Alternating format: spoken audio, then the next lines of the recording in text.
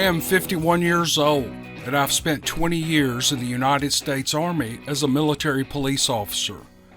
I retired in 2012 from the Army and transitioned into a Department of Defense civilian law enforcement job.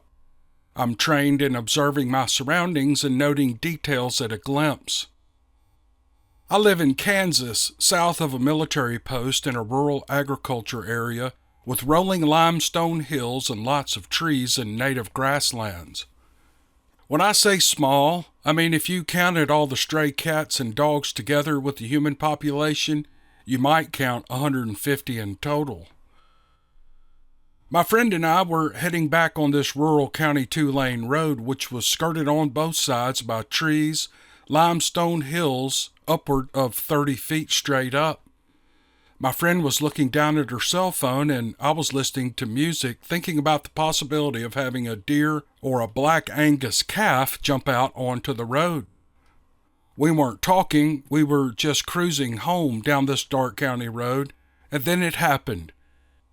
I was coming around a curve to the right, and then in my headlights I saw it. Now I say it because for the first time in years, I was at a total loss for recognizing what I was approaching. I could see this was not a deer or a bovine. I didn't know what it was. My mind was racing through the Rolodex of images I had seen in my life, and I was coming up with a big fat 0. Without even realizing that I had said anything out loud, my friend said without looking up, "Holy crap!" As she is saying this, we were passing by a huge reddish-brown thing standing in the middle of the road. This thing was perfectly still, almost as if it was starting to cross the road, and realized I was closer than it thought, so it waited for me to pass. As I passed, I was so close to it that I could have slapped it. It wasn't a cow or a horse. This is what was racing through my mind. Apparently, in my brain overload trying to get a hold of what my eyes were looking at, I had said, "Holy crap," out loud. This entire process was 20 seconds from first sighting to passing, beyond seeing it in my rearview mirror.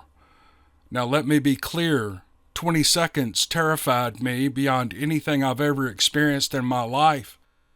Remember, I had served 20 years, of which I was deployed 6 times into combat zones. I've had my share of being scared, but this terrified me. I could see the eyes as I approached it. They were blood red and glowing, and the evilest things I've ever seen. And again, my friend said, "Why are you saying, 'Holy crap, did you see a deer?'" Well, I finally stuttered out, No, it wasn't a deer." She looked over at me and she said, "You're not making any sense. What did you see?" "I don't know," I said. "It was standing on 2 legs. I just don't know what it was." She told me to turn around and let's go get a look. And I immediately answered, "Heck no." After getting home, I started digging on the internet and I came across your podcast and I listened to some of your stories. After getting a little time to process all of this, I feel that I can share this finally. I never did fully discuss what happened with my friend who was in the truck that night. I know now what I saw that night, and I know I'm not crazy. Thank you for being a great sounding board. Well, thank you to the writer for sending this. I'm curious, you saw this thing for 20 seconds and the passenger in your car never saw it? That's how could that be? Or maybe, it sounded like it was in the middle of the road. I'm not doubting this. I'm just like, how could she have missed that? But I guess it could happen. It could happen. And I could see where this would be a scary event. I can see where this would just shock somebody. You're out on a deserted road. No one else is around. You drive up on this huge monster with red glowing eyes and red hair. And it's just standing in the road. It's just, it's a strange story. But I really appreciate the story. I thought it was great. Thanks for sending it. All right, welcome to the podcast. I appreciate you clicking on the video. My name's Cameron Buckner, and this is the Dixiecryptid YouTube channel. I picked up some work last week, some really good work. It's going to take me a couple of months to get through it. So my podcasts for that time period are going to keep coming with the same frequency, but they may be a little shorter.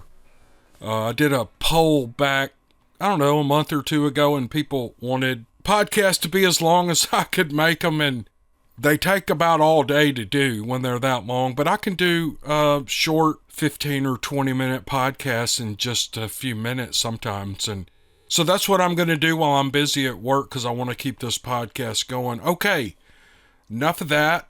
Let's get into a couple of stories I have. This first one is from a woman. She actually has a YouTube channel. It's not one of these type of YouTube channels, but I'm going to link it in the description. She's just got a family. I think it may be kind of a farmstead, just a vlog type YouTube channel, and you can go check it out.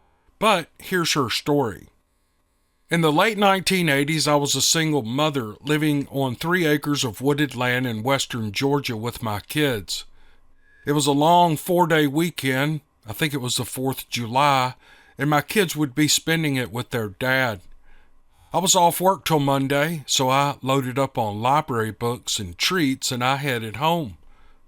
I kissed the kids goodbye and curled up on the sofa to write my gotta get done list, and then I fell asleep. I guess I was exhausted, but it was 9 o'clock when I woke up. Well, I was starving, so I decided to fix myself some supper before heading out to close up the chickens for the night and check on the dogs' food and water. It wasn't long before I was curled up in my antique bed with my books and snacks and having a high old time. Around midnight, I got up and made myself a cup of tea. Then I went around and turned off all the lights and headed back to bed. I had laid there an hour, and I heard my dog under the house give a little growl, followed by a sort of a whimpering whine. I paused and I listened for a minute, but I didn't hear anything else, so I went back to reading. 45 minutes later, I was beginning to drift off to sleep when a loud bang echoed through my bedroom and shook that end of the trailer. I jumped up and looked out the front window toward the driveway, but I didn't see anything. And then I looked out the east side toward the little wedge of trees that separated my property from my neighbor's. There was nothing there either. And I grabbed a flashlight and my shotgun and I headed outside to see what the heck had happened. I wasn't seeing anything, but I did hear a shuffling in that little stand of trees to the east. I looked hard in that direction, but there just wasn't anything there that I could see. I figured it was the Jones boys, a couple of neighborhood kids who liked scaring women and girls. So I swung my shotgun in that direction and I yelled, "I ain't scared of y'all. You better get home before you have some serious trouble coming down on your backsides." And then I stomped back inside to wait out the adrenaline rush so I could get some sleep.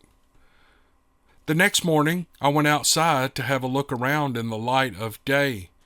There were no footprints or scuff marks in the hard-packed Georgia clay, and I couldn't find anything beyond some kicked-up pine straw in the woods, so I turned to head back inside. And that is when I saw it. Being on a slight rise, the woods gave me a bit of an elevated view of the back corner of my trailer.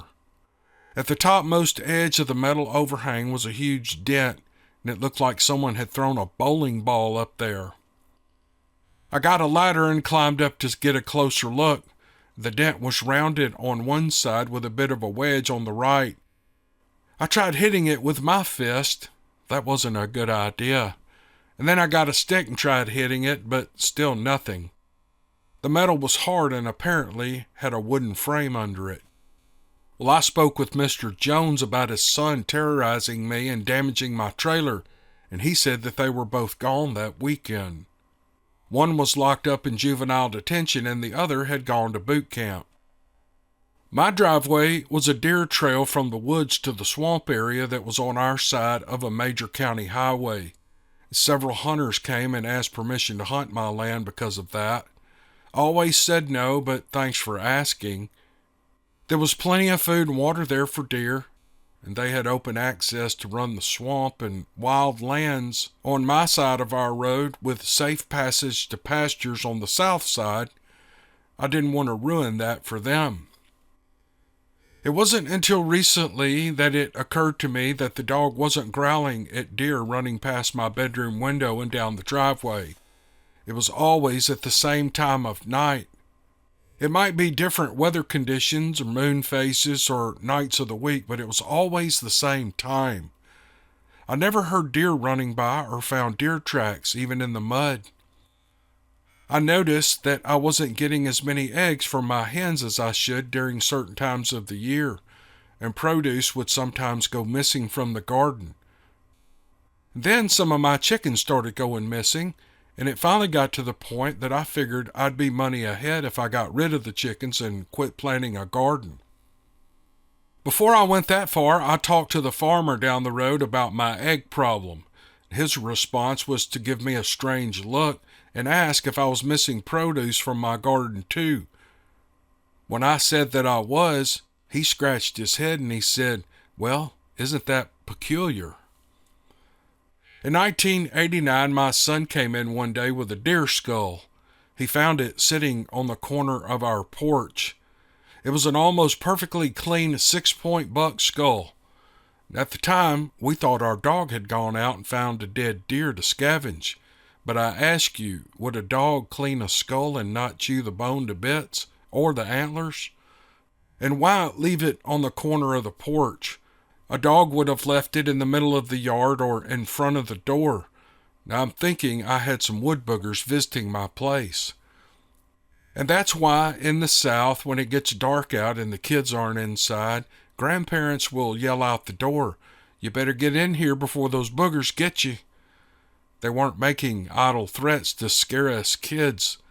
The boogers will come out of the woods, and sometimes their visits aren't quite so peaceful. I've never told anyone about any of this until about a month ago. I finally told my husband about those long ago experiences, and thanks to you and everyone who has shared their stories, he believes me. He even encouraged me to share it with you through your channel and to share some of my other experiences on my channel. And like I said, this woman has her own YouTube channel, and I've watched a couple of videos. I watched a video of them burning a house. It was an old house on their property, and instead of demolishing it, they burn it to give the volunteer fire department some practice, I guess, on fighting a fire. But the next video was the house was burned to the ground, so they didn't put the fire out. So I'd have to watch the videos closer to know what was going on there. But she has a nice little channel, and it will be linked in the description. And I appreciate her sending this story. This is all evidence that some people call it anecdotal.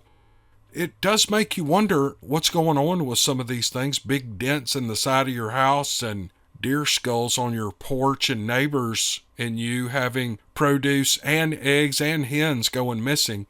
So that's that's some evidence that could be to do with Bigfoot. Who knows? But ma'am, thank you for the story, and I really appreciate it. Here is an email from Sabrina. I don't remember when I got this, but this is real interesting. It wasn't until I listened to you tell other people's UFO encounters on your channel that I decided to share mine. I hope I can put it into words, as I have never told this story to anyone except my husband, and that was only recently. So in your words, here we go. All right, here we go. Though I'm 41 now, and the time of my encounter, I was 10 years old and living with my parents in Arkansas. We were in my father's pickup truck heading home after a visit with one of his friends. It was late, it was past midnight, on one of those clear summer nights where you can see every star in the sky. I was tired, and as I always did on long journeys at night with my folks, I laid my head on my mother's shoulder so I could close my eyes and nap on the way home. We were probably only 30 minutes from our house. I caught glimpses of the stars as I drifted in and out of sleep because of the bumpy back roads my father always took to get us home a little quicker. Suddenly I heard my mother call out my father's name. "Wayne!" she said to him, as my father snapped to attention behind the steering wheel. "What in the world is that?" she said. I opened my eyes and I saw my mother staring in disbelief at something she'd spotted through the driver's side window. I looked in the same direction and my mouth fell open. There was a huge cigar-shaped object over a pasture just off the road, maybe 100 yards away, and it was hovering in the air. The trees blocked some of our view, but the object was so close that I could see it had what looked like portholes that dotted the sides and went around the hull, just like a ship. The moon was bright that night, so I could tell it was gray or silver in color, and there was a slight humming sound, but it wasn't loud, kind of like the hum of a ceiling fan motor. My father started to slow the truck down to a snail's pace, but my mother, shaken by what she was seeing, hissed at my father, "Don't shut this truck off." All of us stared quietly at the object for a minute until my father, suddenly gripped by panic, pressed the accelerator to the floor and pinned us to our seats as he fishtailed and sprayed gravel in a mad attempt to put some distance between our truck and this weird metallic-looking thing that my folks were at a loss to explain. The vessel stayed in place as we sped away from it, and my mother and father, glancing fearfully in the rearview mirrors and craning their necks to see out the back window, praying this thing wouldn't take flight and overtake our truck. At the time, I was too scared to look, and I fixed my gaze at the dashboard the rest of the way home. No one said a word. And once we pulled up to our house, we went straight to bed, and in the days that followed, we never spoke of our unusual encounter. Oddly enough, once I had time to think about it, I wasn't scared by the experience. It was more like a strange fascination.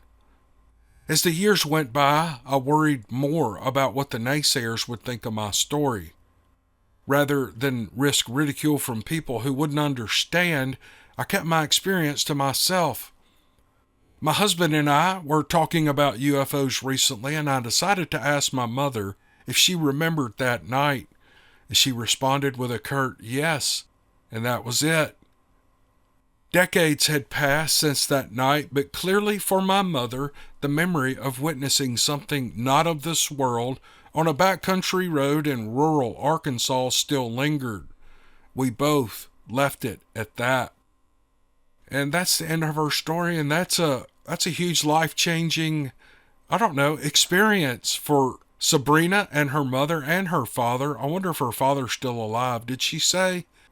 But I wonder if y'all talked about it. Or did she just said yes, she remembered, and that was it. Now, anyway, I love these UFO stories, and, there are probably more exciting stories out there than UFO stories, but I love them. I just really enjoy reading about them. Anyway, I'll shut up. I think that's really nice that Sabrina sent this. So thanks for the email, Sabrina. It was good. Okay, this was short. 15, 20 minutes. Hope it was good enough. You got a couple of good stories out of that. The next few that I do will probably for the next month are going to be shorter because I got to make a living. I finally got some work and I need to make some money, y'all. Need to make some money. All right, thanks for listening, and we'll see you guys on the next podcast. I appreciate it.